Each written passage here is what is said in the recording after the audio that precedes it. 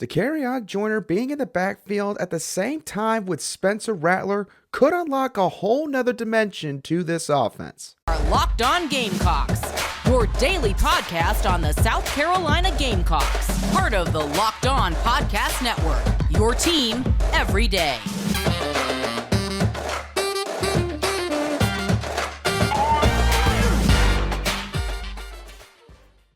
Hello, Gamecock Nation, and welcome back to the Locked On Gamecocks podcast, your show for the latest headlines and potential storylines on South Carolina Gamecock athletics. I'm Andrew Lyon, the host of this podcast, and also a staff writer for Gamecocks Digest over on SI.com.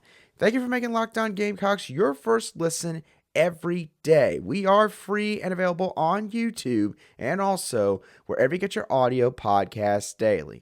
The South Carolina Gamecocks are just now a little over a week into spring practice. I believe now they have held 4 spring practices up to this point, with another one coming up later this morning, or that's already taken place earlier this morning, depending on, of course, the time that you watch or listen to today's show. And while there hasn't been really a whole lot of developments to sort of take away from spring practice up to this point with what the media has been able to see, there has been one really intriguing storyline that we've been following since the beginning, and that is Dakereon Joyner taking snaps at the running back position. Now, I don't think that he's going to start there per se this upcoming fall, but Dakereon Joyner being at running back with Spencer Rattler in the offensive backfield would open a wealth of creative opportunities for offensive coordinator Dowell Loggains and subsequently this entire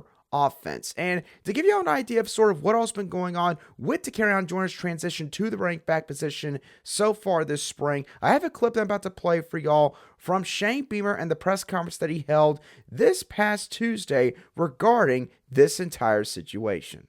You know, Shane, with Dakereon at running back, is this a case of like, hey, got to have you here to see what you can do and get through the spring? I mean, is it likely that he could carry this on and play a lot of running back in the fall? Yeah, I think, David, it's all the above. We're a better football team when you're on the field, and there's a lot of things that you can do as a football player. You can catch, you can throw, you can run as well.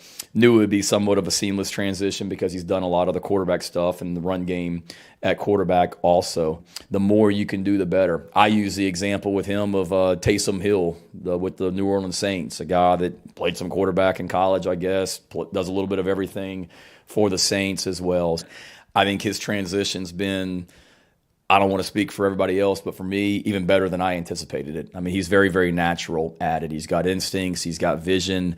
He's tough. We showed the team this morning. We were doing a one-on-one pass rush drill where it's the running backs versus the linebackers and one-on-one pass pro. And DK's first 2 reps ever as a running back are like textbook. Everything that Montario Hardesty teaches at the running back position when how to block a blitzing linebacker, DK was awesome. So he's embraced it and ran with it, pardon the pun, and we'll see where it goes. Now, obviously, the big question that's still remaining here with Dakereon Joyner at running back is, again, just how much is he actually going to see playing time at that spot when games start to count this upcoming fall? And as I mentioned earlier, I don't think that Dakereon's going to end up being the starter here. I would be surprised if he was honestly even the second running back. I think the main reason, or at least a big reason why he's back there right now, is the fact that South Carolina is down to 2 scholarship running backs in Juju McDowell and Martin Anderson Jr. Dante Miller, of course, is also still with the team at this current moment, but you don't know what his eligibility situation is going to be like. And technically, he is sort of a graduate walk-on that, of course, the Gamecocks got from Columbia University this past offseason back in 2022. So right now, it seems like they're still trying to figure out what Dakereon's role is going to be. But Dakereon, he talked about this on Wednesday when he talked to the media, and he says that right now he's spending the majority of his time at running back trying to learn the position. He has some sparse experience with the running back position as he played this spot back in his freshman year of high school ball. He says that he's adjusted pretty well. He feels natural at the spot, and he's gotten compliments from some of his teammates about how he's done there so far. And essentially, again, It's experimentation mode right now, and they're trying to see how it could benefit South Carolina and how it could keep defenses on their toes, not knowing what the Gamecocks could do on the ensuing play. And that is the main thing that I think we all need to look at with Dakereon Joyner getting these snaps at running back, because Dakereon Joyner being at running back with potentially Spencer Rattler being at quarterback in certain sets and formations, to say it would keep defenses on their toes would be an absolute understatement. Think about Tonka Hemingway and how he was utilized on South Carolina's special teams units back in 2022, this past fall. I think that you could see the exact same thing happen with Dakereon Joyner at running back, but to possibly a much greater scale. There's a plethora of things that Dowell Loggains and this offensive coaching staff could do in terms of creating plays and formations. They could do potentially an under center formation with Spencer Rattler right behind or right underneath center, and Dakereon Joyner lining up back at running back. They could have Rattler motion or walk out from under center, and Joyner then step up to take maybe a shotgun snap. That could lead to something like a double pass. Maybe it could be a simple QB power run, or it could be a QB power run with a slant passing option, an RPO sort of deal. There's a bunch of things you could do in that kind of formation. You could also just see Dakereon line up right next to Spencer Rattler in the shotgun formation. You could maybe see a halfback toss followed up by a pass from Joyner to the middle of the field or back to Spencer Rattler for, say, maybe a triple pass type trick play. You could also see maybe some fakes get thrown in there to complement said plays. And then think about this.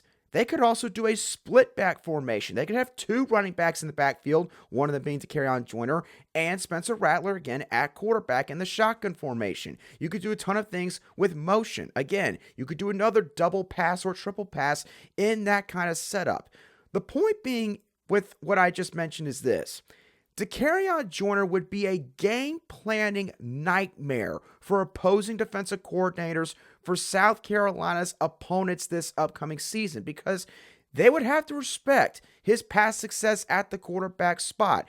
Dakereon Joyner has played in big games at that position. Obviously, the bigger ones being 2019 at Georgia when the Gamecocks knocked off the then number 3 Georgia Bulldogs, and the 2021 Duke's Mayo Bowl against the North Carolina Tar Heels. He's also shown the ability to be a solid receiving threat in the slot. He's obviously got incredible athleticism, which is why he's bounced around to so many different spots throughout his football career at South Carolina.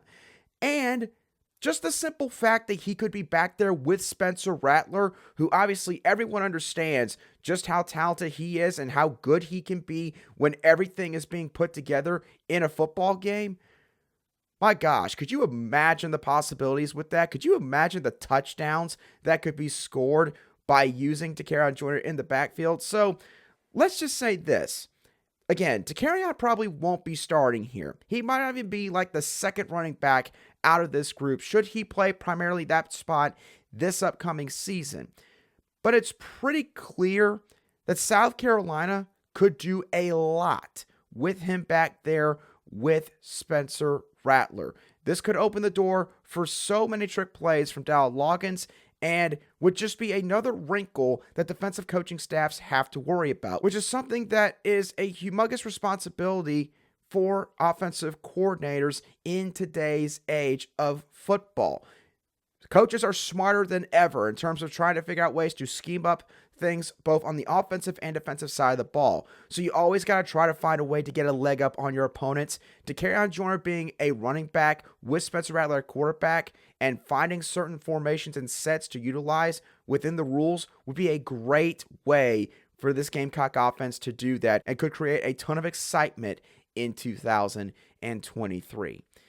Now, Dakereon Joyner, of course, has been around Columbia for a very long time now, and he will be going to his final year at South Carolina. And the Gamecocks, besides the wide receiver position, are looking for the future at other spots. And they got a commitment from another potential future Gamecock on Tuesday night, at least based on Shane Beamer's welcome home tweet. So what can we gauge from this welcome home? We'll dive into all of that in just a few moments right here on Locked On Gamecocks. Today's show is brought to you by FanDuel. The NBA's regular season is getting ready to end, so right now is the perfect time to download FanDuel, America's #1 sportsbook, because if you join FanDuel right this moment, you can get a no-sweat first bet. Get this, up to $1,000. That's bonus bets back if your first bet does not win. Basically meaning that either way, you're going to get money out of this deal. That's probably one of the greatest deals you can get in life when it comes to dealing with finances. The FanDuel Sportsbook app is safe, it's secure, and of course, it's super easy to use. You can bet on anything that your heart desires, from the money line to a prop bet, and even make your own same game parlay. So, don't miss the chance to get your no-sweat first bet up to $1,000 in bonus bets when you go to FanDuel.com/lockedon. That's FanDuel.com/lockedon to learn more. Make every moment more with FanDuel, an official sports betting partner of the NBA.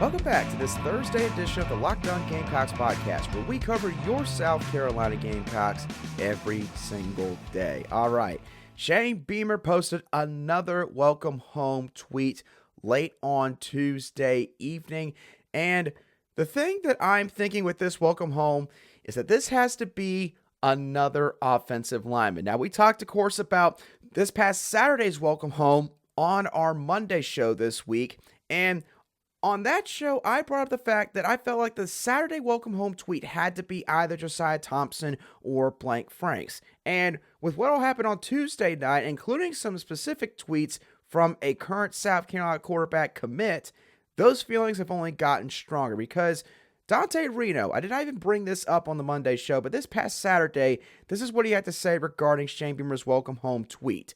"I love pancakes. Let's go." And then on Tuesday night, he then tweeted, "Wow, today is a great day. This class right now is heating up." And then had a bunch of pancake emojis involved in that tweet. And obviously, when you're referencing pancakes in football, you're talking about the offensive line.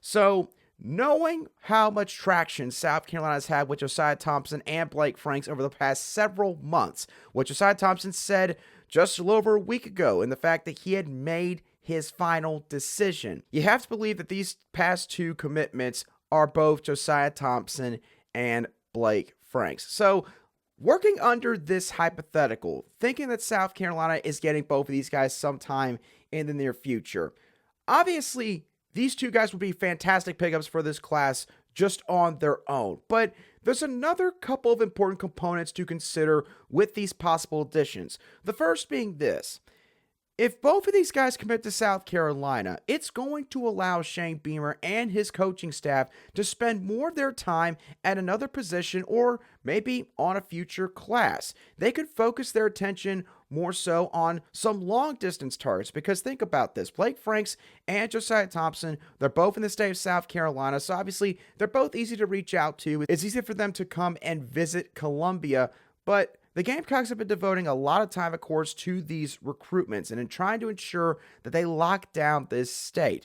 And if they get these two guys, they would have an offensive line class that includes those two plus Cam Pringle from down in the Low Country. So Shane Beamer and his staff could go maybe to the DMV region. They could go and spend more time with guys like edge defender Dylan Stewart, who is now a 5-star both on 24/7 Sports and on Three's accounts. They could also talk to offensive tackle Mike Williams, maybe talk to another offensive line target to add to this class. Cornerback Braden Lee, a former teammate of Desmond Umeozulu, who is now down here in Columbia. Try and lure him down to South Carolina. Then linebacker Jamonta Waller out of the state of Mississippi. They can go and spend more time with these kind of players. Another thing that landing Blake Franks and Josiah Thompson would do for this staff is give them a stronger pitch for targets at wide receiver, and especially running backs and quarterbacks for the foreseeable future. Think about the 2024 recruiting class right now at the running back spot. The Gamecocks have a few targets that stick out at this position. Anthony Scooter Carey, Peyton Lewis, and Yasin Willis are sort of the three guys, in my opinion, that right now they have the most traction with. And they got other guys like Daniel Hill out of Alabama or Mississippi as well. Here's the thing. If the Gamecocks were to land Cam Pringle, Blake Franks, and Josiah Thompson, and while we're talking about hypotheticals, let's just say that in the future, these three guys are starting on the offensive line, along with 2023 signee Marquis Anderson. You know what the average height and weight would be of these four guys alone? 6'5" and 313 pounds. That is a massive offensive line. Who on earth would not want to run behind an offensive line with that kind of size? Could you imagine the holes that would open up for these running backs, for Anthony Carey, Peyton Lewis, or Yasin Willis? That is a selling pitch in and of itself when you're out there on the recruiting trail if you're Shane Beamer, Montero Hardesty, and Dowell Loggains and the rest of this coaching staff. And then, of course, if you talk about running backs, you got to think about quarterback as well. What about 2025 quarterback A.J. Brand from right down the road at Irmo High School? Would you not want to play behind an offensive line that's that big, that would probably be able to protect you at a very high and efficient rate? What about 2026 quarterback Julian Lewis, who looks to be a national level prospect from that class out of the state of Georgia? Shane Beamer and this staff stacking up this talent on the offensive line like they're doing right now, and like they could be doing officially in the next couple weeks, only opens up more doors for them on the offensive side of the ball when it comes to the recruiting front. So, again, Josiah Thompson, Blake Franks, just reading the tea leaves based on everything that's happened over the past couple months, they look to be the previous two commitments in no particular order for South Carolina. Again, TBD on when these guys might actually end up announcing. I actually believe that Josiah Thompson has told Chad Simmons of On3 Sports that he will be announcing on April 11th at 9 a.m. Eastern Daylight Time. I believe it's the exact time and date. I could be wrong on that. But either way, he's going to be announcing soon. You have to believe that Blake Franks will not take a whole lot longer to make his decision based on how close he was to making one back in February. So landing these two guys, again, alone would be phenomenal. But it's what could happen after the fact that is the thing to watch here with these two massive recruitments. All right, so we've talked a lot about current Gamecocks and potential future Gamecocks on today's show. So let's cap off today's show by talking about some former Gamecocks that are still playing their football careers out in the NFL. Specifically, Stephon Gilmore and Hayden Hurst, who have both found new homes in the Dallas Cowboys and Carolina Panthers, respectively. And both of these landing spots are fantastic for each of these guys and their current situation. Starting off with Stephon Gilmore going to the Dallas Cowboys. I know some of you are probably going to be a little bit unhappy about this move because maybe you cannot stand the Dallas Cowboys and you do not like seeing them on TV every single Sunday. But you're also happy for Stephon Gilmore because here's the thing. He's going to get a tremendous opportunity here in Dallas. He's joining a Cowboys defense that is led by highly respected defensive coordinator Dan Quinn, and it was rated by Pro Football Focus as the 12th best defense overall in the NFL back in 2022. But the thing to really watch here with Stephon Gilmore joining the Cowboys is not the defense in its totality, besides Dan Quinn, but it's more so how he could help out this team in terms of their coverage ability in the back end of the defense. When it comes to the Cowboys cornerbacks and their Pro Football Focus grades in terms of coverage from this past fall, Trevon Diggs, who is widely regarded as the best cornerback on the team, graded out at 67. Deron Bland had a grade of 66.7. Anthony Brown, who was widely considered to be cornerback number 2 in this defense, and of course got hurt, I believe, sometime in the middle portion to latter portion of the season, he had a coverage grade of 54.6. Not really good, in all honesty, at that spot. Stephon Gilmore's coverage grade at Indianapolis this past year was 81.1.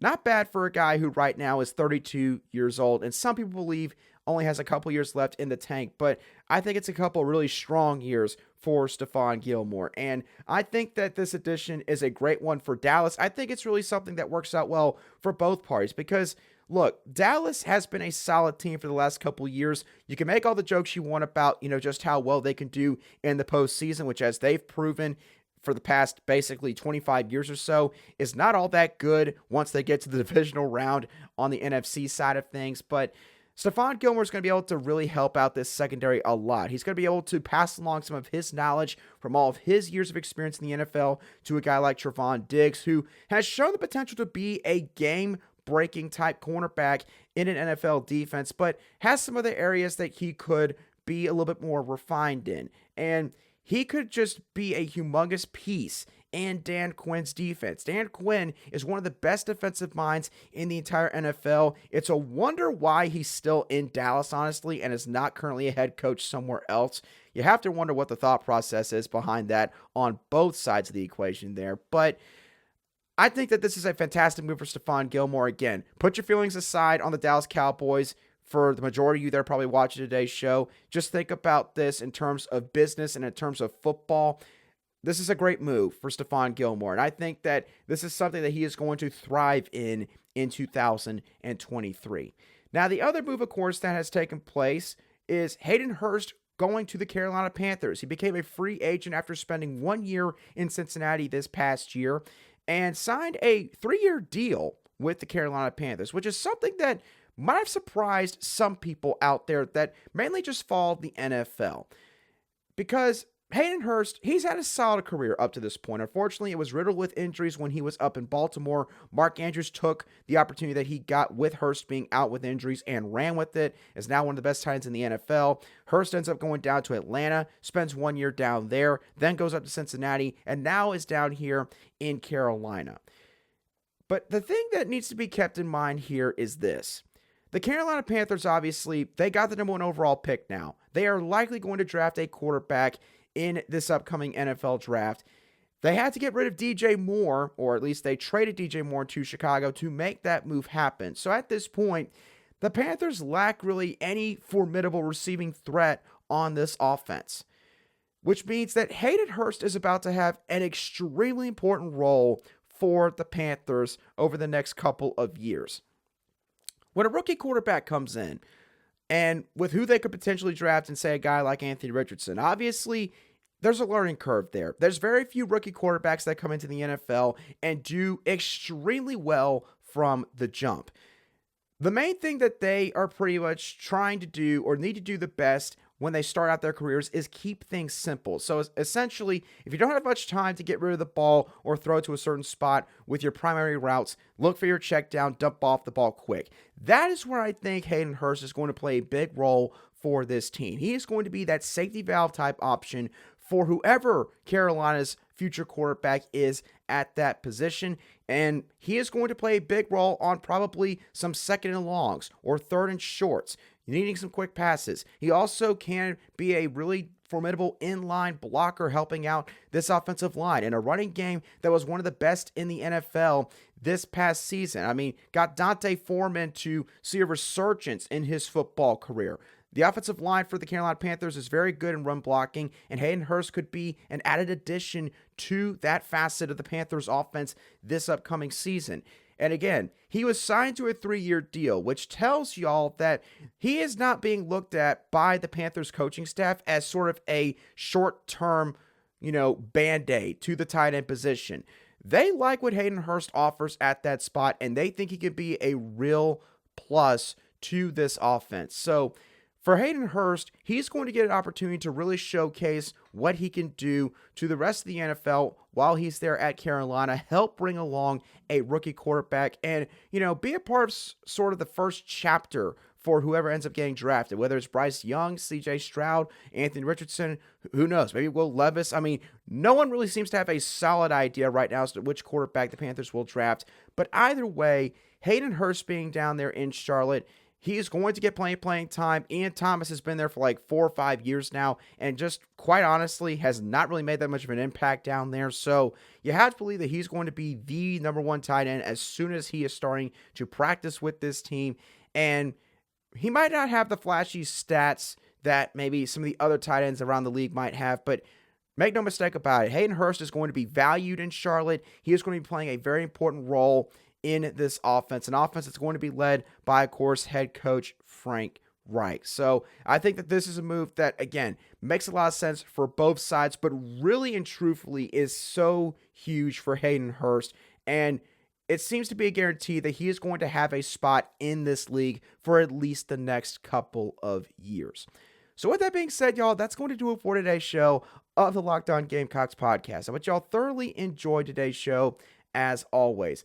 What are y'all's thoughts on Dakereon Joyner getting some snaps at running back? What do you think it could open up in the playbook when he's in the backfield along with Spencer Rattler? Let me know your thoughts down below, as always, in the comments section if you watch today's show on YouTube. Or if you got any personal thoughts on that or any of the other topics I went over on today's show, you can also shoot me a direct message on Twitter at @aline_SC, and I'll try to respond to you as quickly as I see your message. And once again, I thank y'all so much for making the Locked On Gamecocks podcast your first watch or listen here today. Now, for your next watch or listen, I would like for you to go check out Locked On College Basketball, where experts Isaac Shade and Andy Patton bring you everything you need to know both on and off the court. Plus, you'll hear from big-name coaches, players, and experts throughout the basketball landscape in the middle of March Madness. Locked On College Basketball is available on YouTube and wherever you get your podcasts. But with that being said, y'all, thank you once again for listening to today's show or watching today's show. Have a great rest of your Thursday, and I will catch y'all on the next show of the Locked On Gamecocks podcast.